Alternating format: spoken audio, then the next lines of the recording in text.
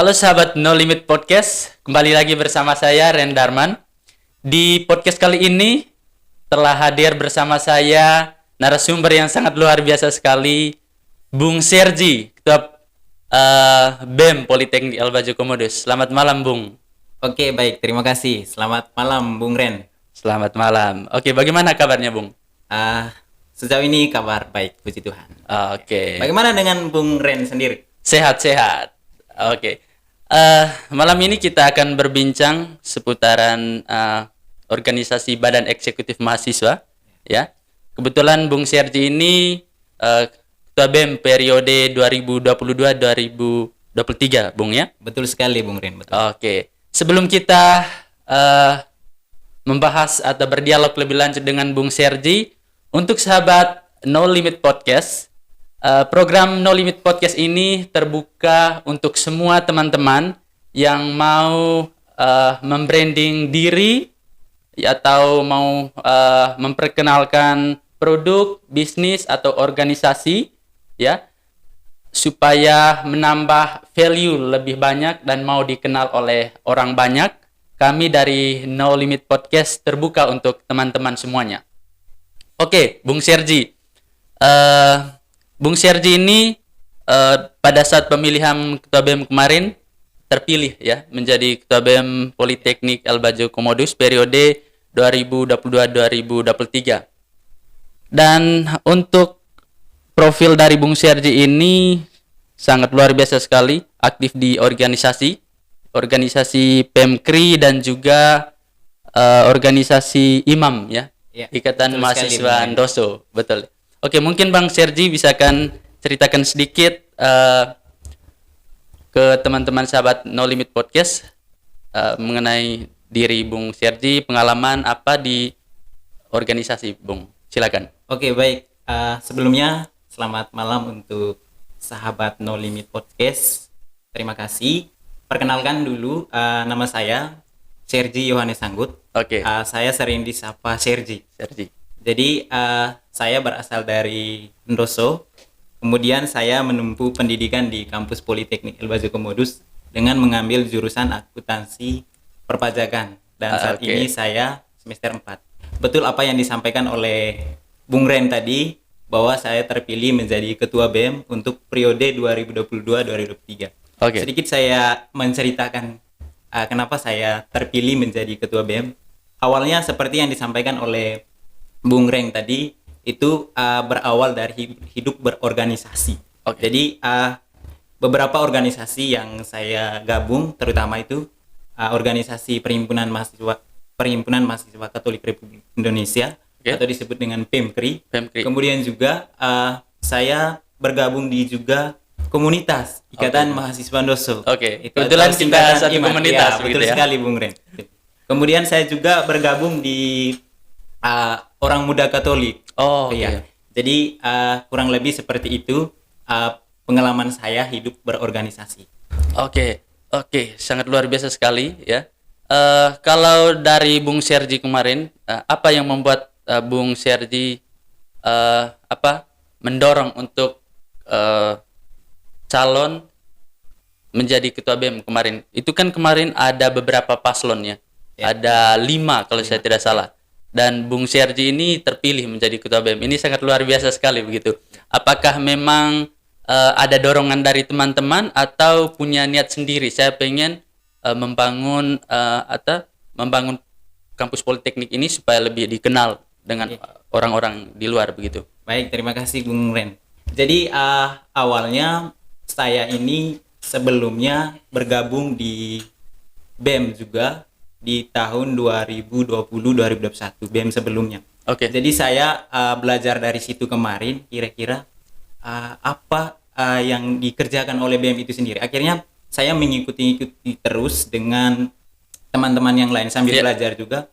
Kemudian juga saya melihat bahwa banyak keluhan dari mahasiswa itu sendiri, terutama di Badan Eksekutif Mahasiswa. Kira-kira apa yang kita mau kerjakan begitu. Jadi saya kurang tahu juga kemarin kira-kira titik kelemahannya di mana. Akhirnya saya juga mendorong motivasi tersendiri. Jadi saya bisa melihat kira-kira pokoknya saya harus bisa nanti saya untuk tahun depannya saya harus bisa untuk mencalonkan diri. Itu di 2021 kemarin oke. itu.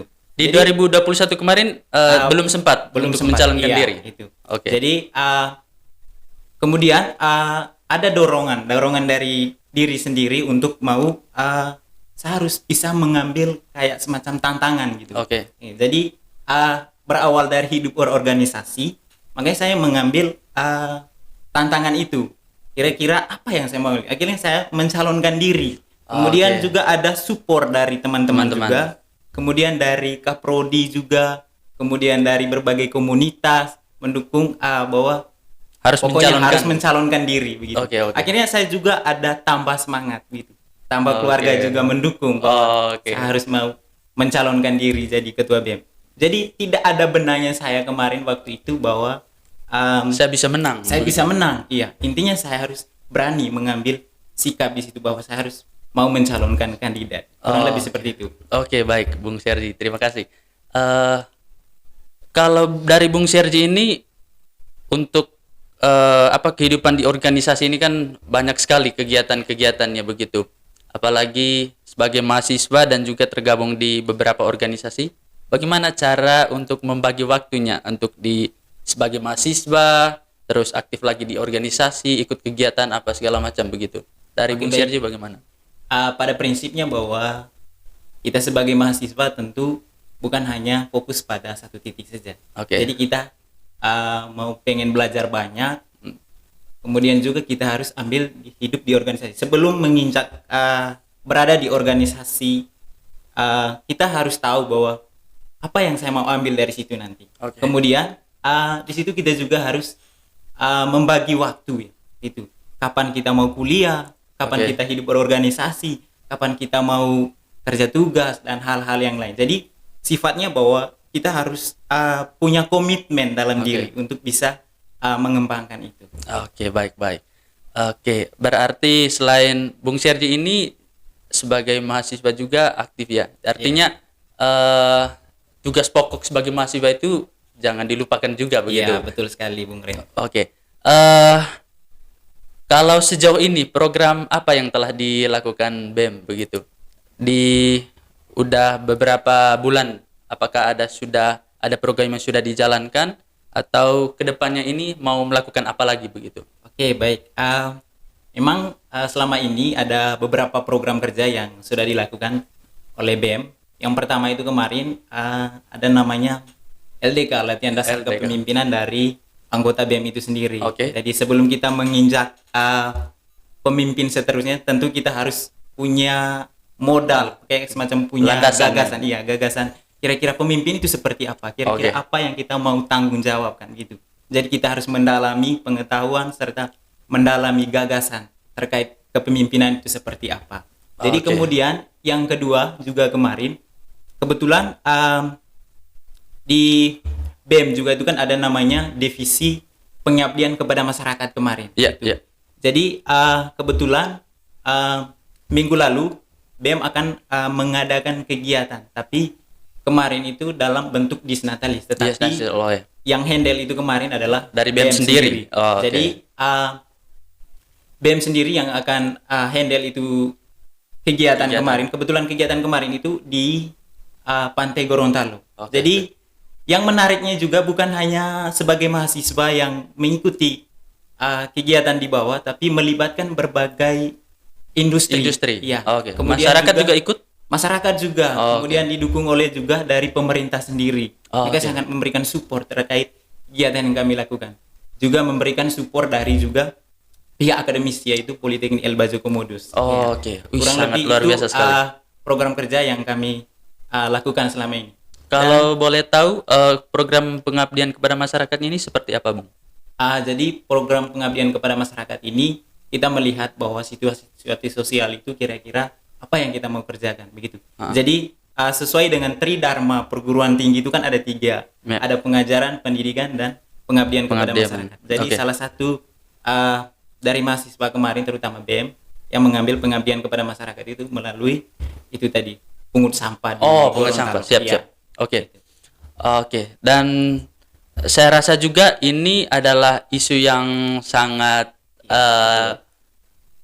sangat-sangat tren juga sekarang ya, apalagi Labuan Bajo sekarang identik dengan sampah juga, dan dari BEM sendiri langsung punya perhatian ya untuk peduli terhadap lingkungan sekitar begitu. Oke, Bung. Sebagai organisasi mahasiswa ya, isu yang paling diperhatikan oleh BEM juga tadi itu salah satu, tadi isu tentang lingkungan begitu. Iya. Selain isu tentang lingkungan, apakah punya isu-isu lain yang dikonsen oleh BEM ini sendiri begitu? Memang untuk jangka waktu panjangnya memang ada target, masih banyak begitu ya? Masih banyak yang kita mau lakukan. Entah itu nanti membangun sebuah komunitas untuk bekerja sama. Itu. Jadi BEM juga punya peran di situ untuk bekerja sama dengan komunitas-komunitas dari luar. Oke, Bung. Tadi di program-program sebelumnya itu sangat banyak sekali begitu, dan tentu ini juga bisa memberikan nama baik daripada kampus kita begitu ya. Betul sekali. Kalau yang seperti yang Bung Sergi yang ketahukan, kampus kita masih sangat muda ini umurnya begitu. Kemarin baru merayakan Dies Natalis yang keempat begitu.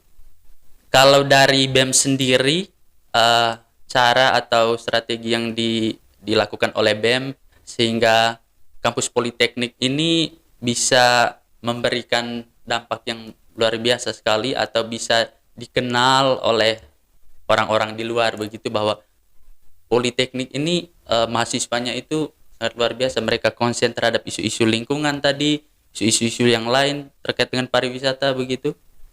Bagaimana dari BEM sendiri yang telah dilakukan oleh BEM? Oke, baik, terima kasih Bung Ren. Jadi bahwa memang tujuan kami juga hadirnya BEM ini adalah bukan hanya memanfaatkan kami sebagai anggota saja, tetapi bagaimana kita juga melihat atau mempromosikan lah, semacam itu, mempromosikan kita punya kampus. Oh, begini loh kegiatan mahasiswanya di sana. Jadi kebetulan kami juga dalam waktu dekat Bung Ren, jadi akan mengadakan kegiatan turnamen berupa futsal. Itu yang keren sekali. Jadi salah satu kegiatan ini adalah untuk mempromosikan kampus juga, supaya juga orang juga melihat, oh bukan hanya mereka ini fokus pada kuliah saja, tapi melibatkan semacam kegiatan lah di bidang olahraga. Kegiatan ekstrakurikuler ya. Betul sekali Bung Ren. Kalau untuk kegiatan turnamen futsal ini, apakah hanya untuk mahasiswa atau teman-teman No Limit nanti bisa ikut di turnamen kali ini? Tentu. Jadi di turnamen ini nanti kebetulan No Limit Podcast juga mereka juga memberikan support terhadap dari BEM itu sendiri untuk merancangkan turnamen yang akan dilaksanakan nanti pada tanggal 29 sampai 1 Mei. Jadi yang mengikut nanti kegiatan ini adalah mahasiswa sendiri. Mahasiswa dari 6 program studi. Jadi ini dalam jangka program kerja kami dalam jangka waktu pendek. Jadi ada juga program jangka panjang nanti. Jadi mungkin kami nanti ke depannya bukan hanya melibatkan mahasiswa saja, tetapi juga melibatkan pihak dari luar supaya kita juga mempromosikan itu. Baik. Kalau turnamen futsal ini dalam rangka apa? Apakah ada memang ini program khusus dari BEM atau memang konsep dari kami BEM adalah memperingati Hari Pendidikan Nasional. 2 Mei. Jadi 2 Mei, kami melakukan kegiatan berupa turnamen, yaitu yang akan dilaksanakan 29 sampai 1 Mei nanti. Puncaknya nanti tanggal 2 Mei begitu, Bung ya? Iya, puncaknya 2 Mei. Bung Sergi. Kalau dari Bung Sergi, apa pesan-pesan yang ingin disampaikan kepada